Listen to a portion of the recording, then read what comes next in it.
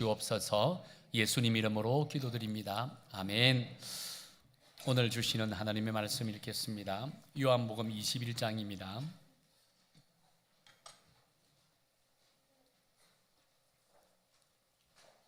21장 1절부터 14절까지 말씀인데요, 한 절씩 교독해 나가도록 하겠습니다. 제가 하나님의 말씀 읽겠습니다. 먼저 읽겠습니다. 그 후에 예수께서 디베랴 호수에서 또 제자들에게 자기를 나타내셨으니 나타내신 일은 이러하니라.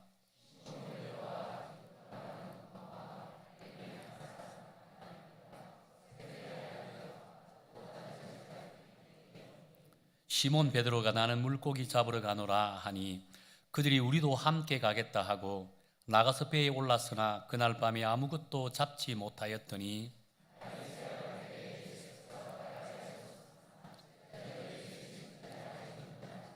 예수께서 이르시되 애들아 너희에게 고기가 있느냐 대답하되 없나이다.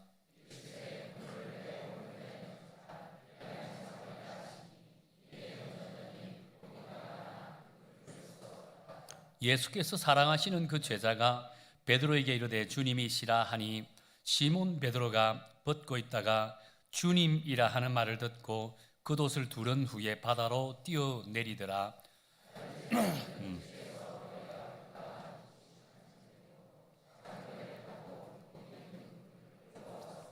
육지에 올라올 보니 숯불이 있는데 그 위에 생선이 놓였고 떡도 있더라. 시몬 베드로가 올라가서 그물을 육지에 끌어올리니 가득히 찬 큰 물고기가 153마리라 이같이 많으나 그물이 찢어지지 아니하였더라.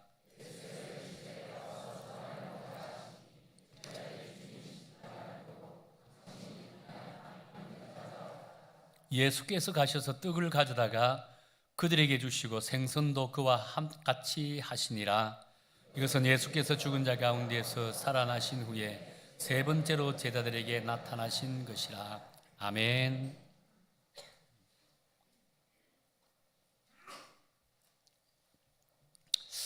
우리가 코로나 팬데믹을 거치면서 우리의 일상적인 삶 속에 많은 변화가 일어나고 있는 것 같아요.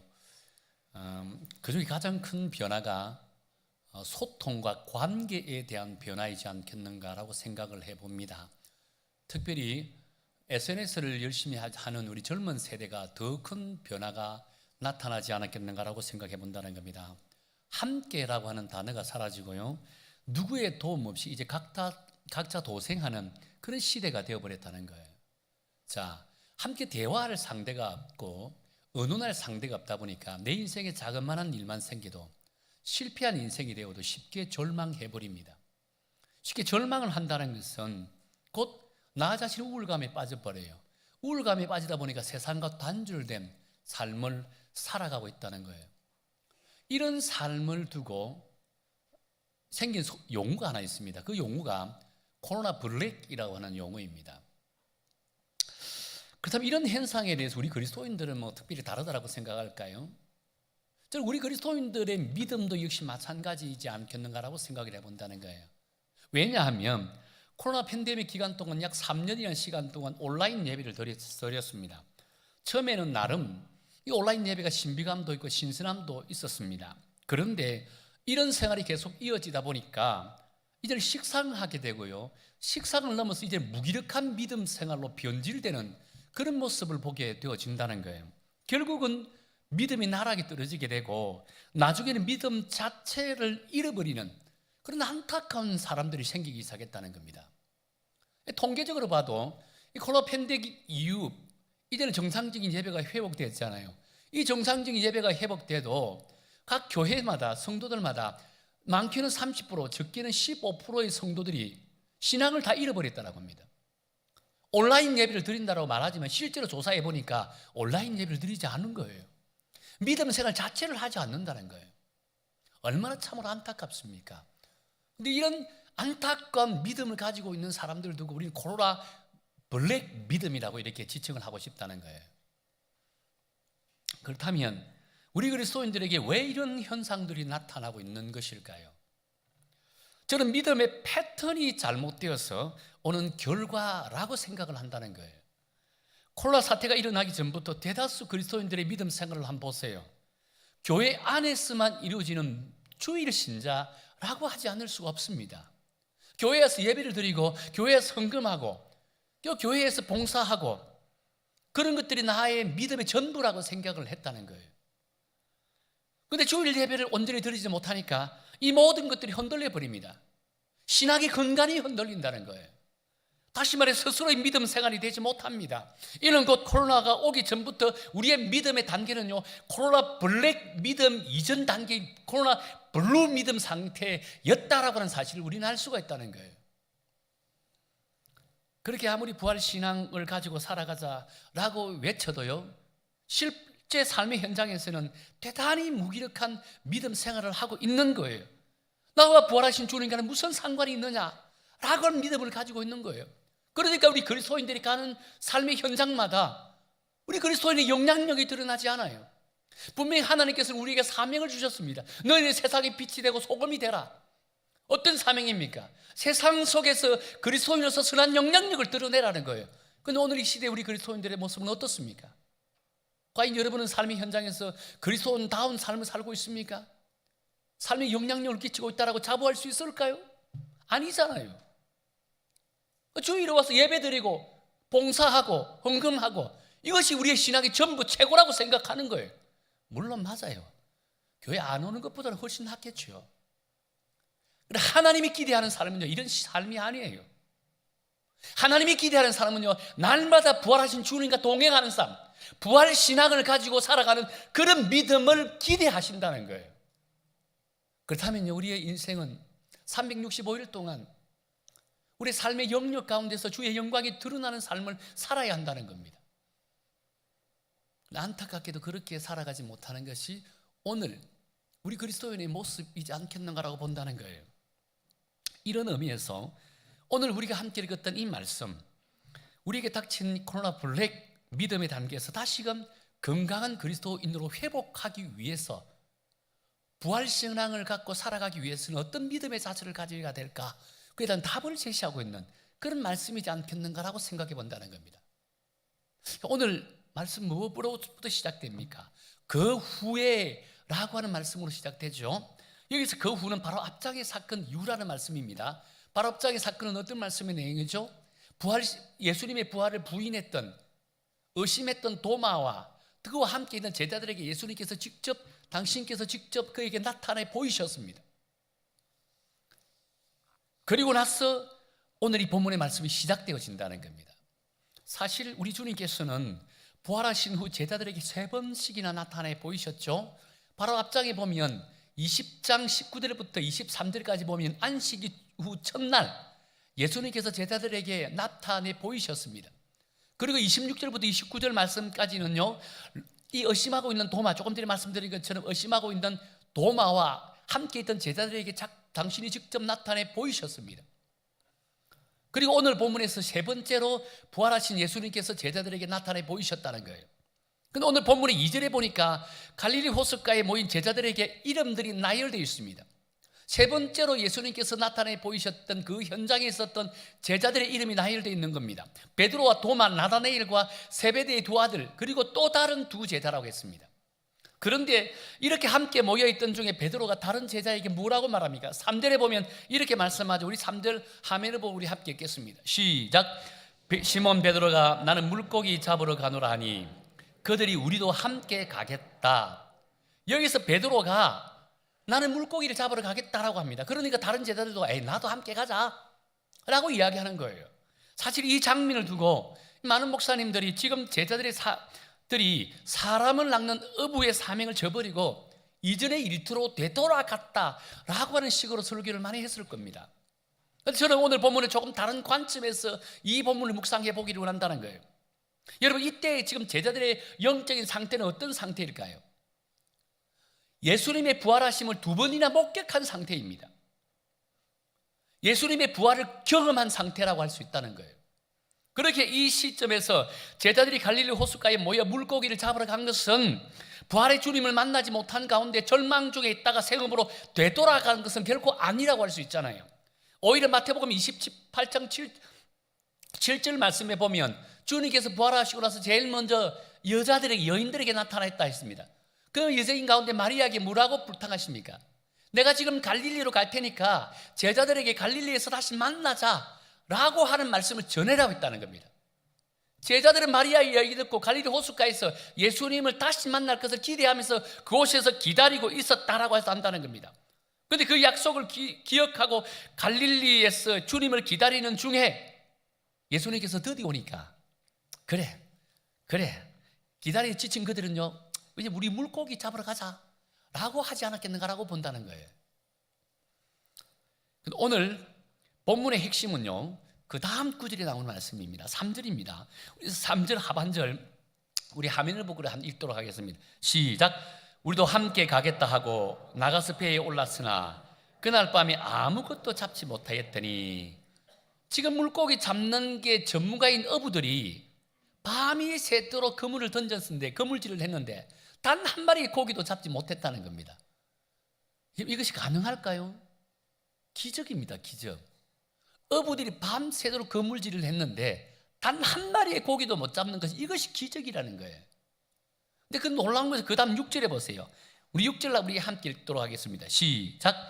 이르시되 그물을 배 오른편에 던지라, 그리하면 잡으리라 하시니 이에 던졌더니 물고기가 많아 그물을 들 수 없더라. 밤이 새도록 물고기 그물질을 했지만 단 한 마리도 잡지 못했던 이 어부들이 예수님의 말씀 한마디에 그물을 들 수 없을 정도로 풍성하게 고기를 잡았다라고 한다는 거예요. 저는 이 두 장면이 주님의 부활 이후의 삶을 살아가는 우리 그리스도인들에게 주시는 교훈의 말씀이지 않겠는가라고 본다는 겁니다. 사실 베드로가 다른 제자들과 함께 나는 물고기 잡으러 가노라 라고 했을 때 분명 주님의 부활을 만나고 난 이후의 삶입니다. 부활하신 주님을 경험하고 난 이후의 삶이라고 한다는 겁니다. 그렇게 베드로가 이러한 행동은요, 단순히 하나님의 사명을 저버리고 자신의 원래의 직업으로 돌아갔다라고 하는 것이 아니라고 했잖아요. 단지 자신이 평소에 하는 대로 업으로서 먹을 것을 찾기 위해서 물고기를 잡으러 간 상태라고 한다는 거예요. 그럼에도 불구하고 왜 단 한 마리의 물고기도 잡지 못했을까요? 여기에 대해서 우리는 깊은 묵상이 필요하다고 한다는 거예요. 저 역시 이러한 상황에 대해서 많은 고민과 묵상을 해보았습니다. 왜 부활의 주님께서 베드로에게 단 한 마리의 물고기도 허락하지 않았을까? 저는 여기에 대한 대답이요, 5절 말씀에서 찾았다는 겁니다. 5절에서 예수님께서 제자들을 부르시는 장면을 한번 보세요. 뭐라고 부릅니까? 애들아 너희에게 고기가 있느냐라고 한다는 거예요. 여기서 주목해야 될 단어가 애들아라고 하는 단어입니다. 사실 저는 이 용어에 대해서 조금 의아한 생각이 들었습니다. 왜냐하면 지금 제자들의 나이가 어린아이 수준이 아니잖아요. 우리가 평소에 애들이라고 부른다면 초등학생이나 중고등학생 정도 돼야 애들아라고 부른다는 거예요. 지금 청년 대학생들한테 애들아라고 부르면 좋아할까요? 기분 나빠해요. 같은 어른 대우해줘야 된다는 거예요. 여러분도 집에서 자녀가 이제 청년 대학생쯤 되면요, 애들하고 부르지 마세요. 애들 기분 나빠해요. 그 애들도요, 청년입니다. 그런데 지금 예수님의 제자들의 나이가 어느 정도입니까? 사실 지금 예수님의 제자들의 나이가, 시몬 베드로는 결혼했을까, 결혼하지 않았을까? 했잖아요, 결혼을. 장모가 있습니다. 장모가 있다는 것은 마누라가 있다는 거예요. 다른 제자들도 마찬가지입니다. 지금 제자들의 나이가 예수님의 나이와 비슷하거나 하거나 아니면 조금 적은 나이라는 겁니다. 그럼에도 불구하고 예수님께서 그들을 부를 때 애들하고 불렀다는 겁니다. 우리가 생각할 때는 적어도 친구들아, 아니면 제자들아, 아니면 뭐라고 부를 수 있어요? 아우들아. 안 그러면 그들의 이름을 부르면 되잖아요. 예수님께서 베드로 이름을 자주 불렀습니다. 베드로야. 근데 오늘 본문에 보니까 이름을 부르지 않고 애들아라고 불렀다는 겁니다. 여러분은 이 용어에 대해서 좀 어색함을 느끼지 않아요? 않습니까? 그래서 혹시나 저 번역 과정에서 잘못 번역됐는가라고 싶어서 다양한 번역 성경을 한번 찾아보았습니다. 그런데 우리에게 익숙한 NIV 영어 성경, 우리나라 사람들이 가장 많이 보는 영어 성경 NIV 성경입니다. NIV 성경에서 뭐라고 번역된 줄 아세요? 프렌즈, 친구들아라고 번역되어 있더라고요.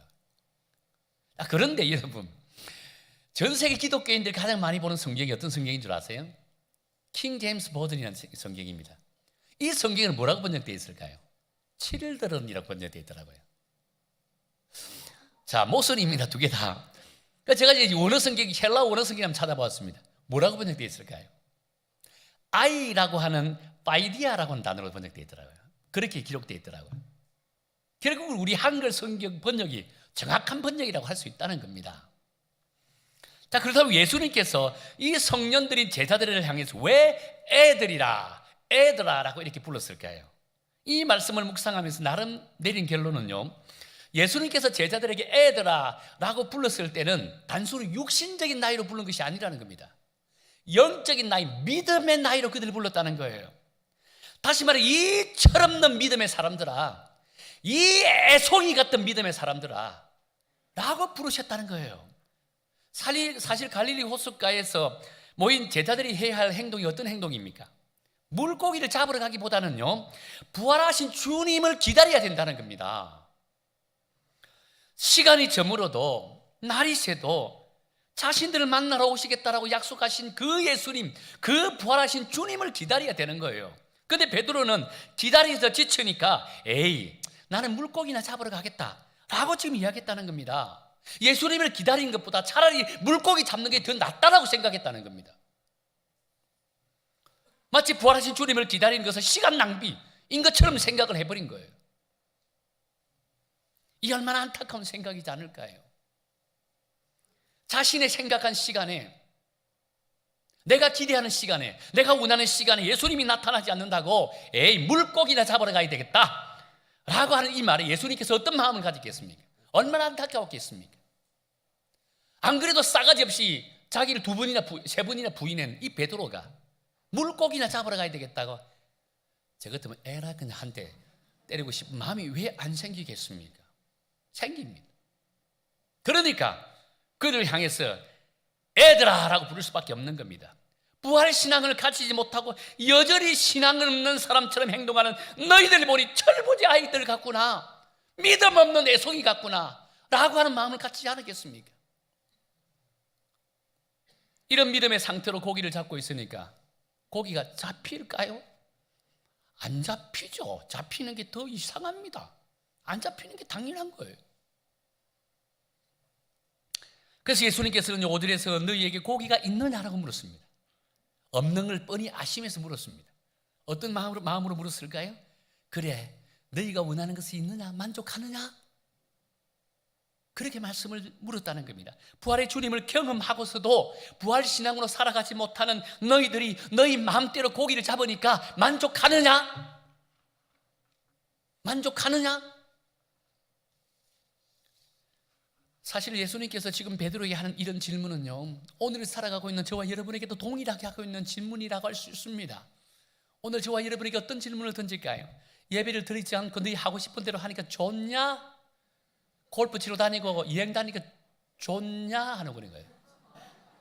만족하느냐라고 하는 거예요. 지금 기도하지 않고 잠자는 것이 좋냐라고 하는 거예요. 지금 헌신하지 않고 구경꾼 역할만 하니까 만족하느냐 하는 겁니다. 지금 똑같은 질문을 던지고 있는 거예요. 지금 저와 여러분에게. 그렇습니다. 우리가 아무리 부활의 주님을 경험하였다 해도요, 부활의 주님과 동행하는 삶, 다시 말해 부활신앙으로 살지 않으면 우리 인생은 영원히 빈배일 수밖에 없다는 거예요. 아무리 노력을 하고 아무리 타고난 능력과 지혜를 가진다 해도 부활의 주님과 동행하지 않는다면, 다시 말해 부활의 신앙을 갖고 살아가지 않는다면 그 삶은 완전히 다른 삶일 수밖에 없다는 겁니다. 부활을 경험하는 것과 부활 신앙을 가지고 살아가는 것은 엄연히 달라요. 누구나 할 것 없이 그리스도인으로 부름을 받으면 부활의 주님을 경험합니다. 예수님을 영접하는 순간 우리는 부활의 주님을 경험하잖아요. 그런데 부활의 주님을 경험하는 것과 이 부활 신앙을 갖고 살아가는 것은 엄연히 다르다는 겁니다. 부활 신앙을 갖고 살아가는 것은 날마다 부활하신 주님과 동행하는 삶을 살아가는 거예요. 이 주님과 동행하는 삶과 주님을 경험한 삶은 달라요.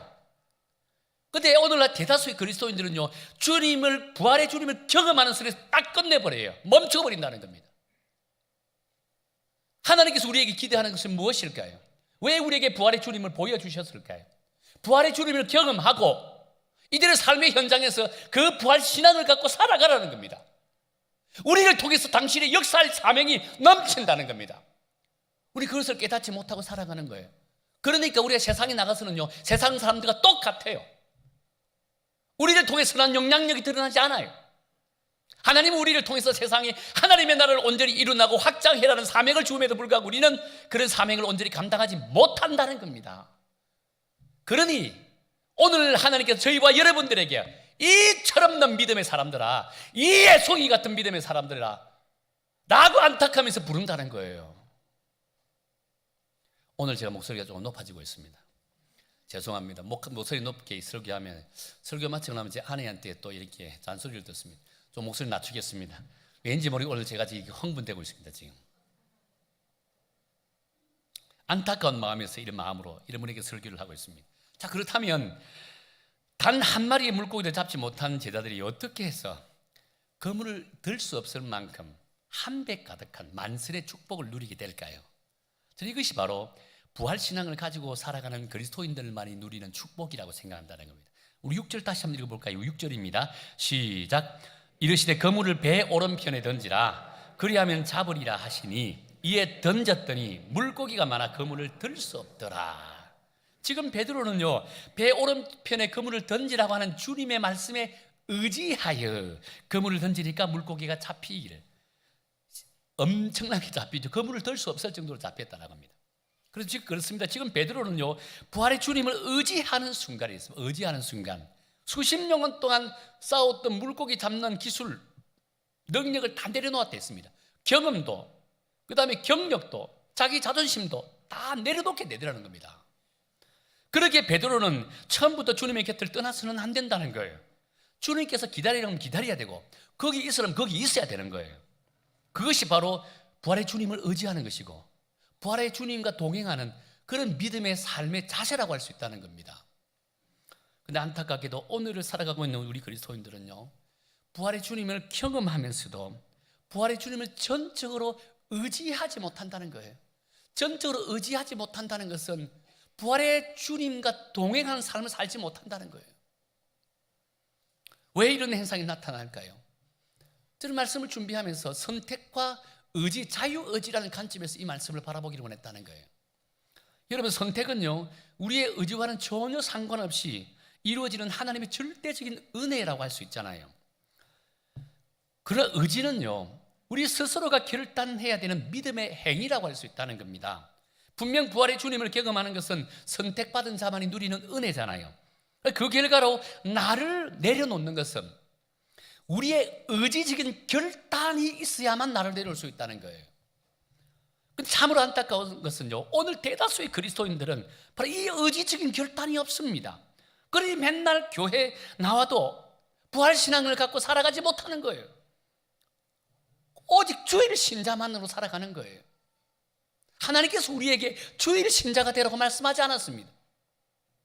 하나님께서 오늘 우리에게 주신 말씀은 너희들의 삶의 현장이 곧 하나님의 나라라고 말씀하고 있는 거예요. 그곳에서 선교사적인 삶을 살아라고 오늘 끊임없이 우리에게 요구하고 있다는 겁니다.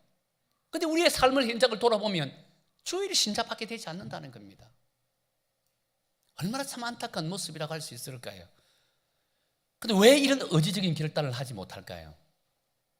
저는 이 의지적인 결단에는요, 반드시 희생이 따르기 때문이라고 한다는 겁니다. 이 희생 없이는 여러분 의지적인 결단을 할 수 없습니다. 그래서 저는요, 이 희생의 문제는 곧 삶의 우선순위의 문제다라고 본다는 거예요. 여러분, 우리의 삶의 우선순위는 어디에 있습니까? 여러분의 삶의 우선순위가 만일에 몸된 교회에 있고 하나님의 영광에 이런 삶의 우선순위가 잡혀있더라면 여러분의 인생의 삶은 어떤 삶을 살아가게 될까요? 중요한 것은 우리의 삶의 우선순위가 너무 세상에 가 있다는 겁니다. 세상 삶 속에 빠져 있다는 겁니다. 그렇다 보니까 나를 내려놓지 못하는 거예요. 나의 희생이 없는 거예요. 의지적인 결단이 없다는 거예요. 오히려 희생하는 것이 두렵습니다. 그러니 어찌 나를 내려놓을 수 있을까요? 분명한 것은요, 우리가 부활신앙을 갖고 살아가기를 원한다면, 다시 말해 부활의 주님과 동행하는 그런 삶을 살기를 원한다면 이제 삶의 우선순위가 바뀌어야 됩니다. 하나님이 내 삶의 가장 우선순위에 놓여야 된다는 거예요. 하나님의 영광이 내 삶의 가장 우선순위에 놓여야 된다는 거예요. 하나님이 각자에 주신 사명이 내 삶의 가장 우선순위에 놓여야 된다는 겁니다. 그럴 때 우리는 기꺼이 나를 내려놓을 수 있다는 겁니다. 나를 내려놓는 순간에 부활하신 주님을 의지할 수 있고, 그 부활하신 주님이 우리의 인생에 완벽하게 개입하시고 우리의 인생을 컨트롤해 나가시고 우리의 인생이 주님의 손에 붙들리는 순간부터 나는 달라집니다. 내 삶이 풍성해진다는 겁니다. 만선의 기쁨을 누리게 되어진다는 거예요. 여러분은 과연 만선의 기쁨을 누리고 있을까요? 여러분의 인생의 배는 풍성한 은혜로 채워져 있습니까? 내가 믿음 생활 수십 년 한다 해도 나 참된 기쁨이 없어, 왜 행복하지 않을까라고 생각하는 분들이 있습니까? 그렇다면 여러분 스스로 다시 한번 돌이켜보기를 원합니다. 내 믿음은 어떤 믿음일까 점검해 보세요. 과연 나는 부활하신 주님과 동행하는 삶을 살고 있는지, 부활의 주님을 경험은 했지만 부활의 신앙을 갖고 살아가고 있는지 스스로 돌이켜보기를 원합니다. 분명한 사실은 이 의지적인 결단을 통해 나를 내려놓고 나의 삶의 우선순위가 하나님의 영광에 두게 되면 하나님은 결코 우리를 그냥 내버려 두지 않는다는 겁니다. 시편 기자는 시편 37편 5절부터 6절에서 이렇게 말씀합니다. 우리 함께 읽을까요? 화면을 보고 시작. 내 길 여호와께 맡기라. 그를 의지하면 그가 이루시고 내 의를 빛같이 나타내시며 내 공의를 정오의 빛같이 하시리로다 하라고 합니다. 하나님께서는 우리를 그냥 내려놓기만 하지 않는다는 겁니다. 우리가 하나님 앞에 철저히 내려놓을 때 부활의 주님께서 우리의 인생이 뭐라고 개입하신다는 겁니다. 인생에 개입하신다는 것은 곧 주님이 날마다 우리와 함께 하신다는 겁니다. 그럴 때 우리 인생이 달라진다는 거예요. 우리 인생 주님의 크신 은혜와 축복이 함께 한다는 거예요. 만선의 기쁨을 누린다는 거예요. 오늘 본문의 제자들도 봅시다. 제자들이 부활신앙을 가지고 살아가는 것이 얼마나 큰 은혜이고 축복인지 이 만선의 기쁨을 통해 보여주셨잖아요. 11절을 봅시다. 우리 11절 읽겠습니다. 시작. 시몬 베드로가 올라가서 그물을 육지에 끌어올리니 가득히 찬 큰 물고기가 153마리라. 이같이 많으나 그물이 찢어지지 아니하였더라. 이것이 바로 부활신앙을 갖고 살아가는 그리스도인들이 누리는 축복이라고 할 수 있다는 겁니다. 나를 내려놓을 때 주님을 전적으로 의지할 수 있다는 겁니다. 주님을 의지할 때 나를 내려놓을 수 있다는 겁니다. 그럴 때 우리는 진정 부활의 주님과 동행하는 그런 삶을 살아가는 거예요. 그럴 때 전능하신 하나님이 내 삶 속에 개입하시고 나의 삶의 형통을 인도하는 거예요. 믿음 안에 참된 기쁨을 누리게 한다는 거예요. 형통의 은혜가 무엇인지 보여준다는 거예요. 우리 여성교 성도 여러분 모두는 부활의 주님을 전적으로 의지하고 여러분 자신을 철저하게 내려놓고 정말 하나님이 여러분의 인생에 개입하도록 그분께 나의 삶을 맡기기를 원합니다. 그러므로 여러분의 인생이 하나님의 영광을 위해서 살아가는 축복된 인생 되기를 원합니다. 그럴 때 여러분의 삶이 만선의 기쁨을 누리고 형통의 은혜가 임하게 될 줄로 믿습니다. 이제 말씀을 맺겠습니다. 조니 에릭슨 타다라고 하는 분 여러분 한번 들어보셨을 겁니다. 이분의 성책 가운데 A Step Future라는 책이 있습니다. 한 발만 더 멀리라는 한글로 번역된 책도 있는데요. 이 책이 미국에서 베스트셀러가 된 적이 있었습니다. 이분의 일대기 어떤 일대기냐면 어릴 때부터 수영 선수로서 미국에서 촉망받는 그런 수영 선수였습니다. 그런데 17세 나이에 언니와 함께 이제 호숫가에서 수영을 연습을 하다가 다이빙을 했는데 바로 다이빙하는 순간에 물 안에 있는 바위에 그냥 바로 머리를 박아버렸습니다. 목배가 부러져 버렸습니다. 그 순간 전신마비가 되어버린 거예요. 17세 어린 여자아이가 목배가 부러졌고 전신마비가 됐다. 인생 살고 싶을까요? 절망 그 자체였습니다. 그런데 하나님께서 강권적으로 이 아이 마음속에 강력하게 임했습니다. 강권적으로 하나님을 만나게 됐다는 거예요. 하나님 강권적으로 체험하고 난 이후 이 아이의 마음이 달라졌습니다. 자신이 전신마비가 된 것도 하나님 뜻이 그 속에 반드시 있을 것이다 라고 생각했다는 거예요. 그러면서 그날부터 부활하신 주님과 날마다 동행하는 삶을 살았습니다. 그러니까 희망이 보이는 겁니다. 내가 지금 전신마비로 아무것도 할 수 없지만 하나님께서 나에게 할 수 있는 것을 주었다. 펜을 입에 물고 그림을 그리기 시작했습니다. 나중에 상업 전문 미술가가 되었습니다. 그리고 나서 이분이 책을 썼는데요, 그 책 내용이 전 세계 베스트셀러가 되었습니다. 이분의 책 쓴 가운데 이 한 구절이 있어서 여러분에게 소개하겠습니다. 나는 휠체어에서 일어서지 못하나 하나님의 은혜는 나의 휠체어에 가득 차 있습니다. 주님이 나와 함께 계신 이상 나는 무엇이든지 할 수 있으며 나의 미래는 희망으로 가득 차 있습니다. 주님이 나와 함께 계신 이상, 부활하신 주님이 나와 함께 하신다면 나는 무엇이든지 할 수 있고 나의 미래는 희망으로 가득 차 있습니다. 여러분, 이것이 바로 부활신앙을 갖고 살아가는 그리스도인의 온전한 모습이라고 할 수 있다는 겁니다. 부활신앙을 갖고 살아가니까 절망의 현장이 희망의 현장으로 바뀝니다. 더 이상 기대함이 없는 그런 삶의 모습이 이제는 얼마나 많은 큰 기대를 가질 수 있는 이런 삶으로 살아간다는 겁니다. 결국은 이 전신마비인 이 조리 에릭센 타다를 통해서 전 세계 많은 사람들이 이 여인을 통해서 도전받고 희망을 발견하고 내일 같으면 죽을 것 같은, 내일 당장 내가 내 목숨을 끊어버리겠다라고 하는 그런 영혼도 이분의 책을 읽고 다시 희망을 발견하고 다시 하나님의 사람으로 세워지는 그런 일들이 부지기수로 일어나고 있다고 합니다. 저는 이것이 부활신앙을 갖고 살아가는 그리스도인들만이 누리는 축복이라는 사실입니다. 사랑하는 성도 여러분, 우리 어성교에 속해 있는 여러분의 지금 인생이 절망의 인생이라고 생각합니까? 단 한치도 소망을 발견하지 못한다고 생각하고 있습니까? 걱정하지 마세요. 부활의 주님을 경험하였더라면 이제부터 부활하신 주님과 날마다 동행하는 부활신앙을 갖고 살아갈 길을 축원합니다. 그렇다면 절망이 희망으로 바뀝니다. 내일을 바라볼 수 있는 우리에게 미래가 펼쳐져 있다는 거예요. 그렇다면요, 하나님은 여러분들을 통해서, 여러분의 삶의 현장을 통해서 하나님의 나라가 이루어질 것이고, 여러분들이 이 세상 속에서 선교사로서 사명을 감당할 수 있는 힘과 능력을 주실 줄로 믿습니다. 우리 여성교회를 통해서 부천을 품게 만들 것이고, 민족을 품게 만들 것이고, 열방을 품게 되는 그런 교회, 그런 성도가 될 줄로